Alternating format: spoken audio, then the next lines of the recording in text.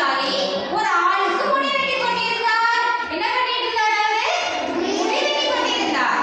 குருடு அவரிடம் போய் என்னோட வாலை கொஞ்சம் வெட்டி விட்டீங்களா அப்படின்னு கேட்டது. அவர் அதுக்கு என்ன வெட்டிடலாமே என்று சொல்லி குரங்கின் வாலை வெட்டி கொடுத்தார். வாலை வெட்டியது குரங்கின் குணம் மாறிவிட்டது.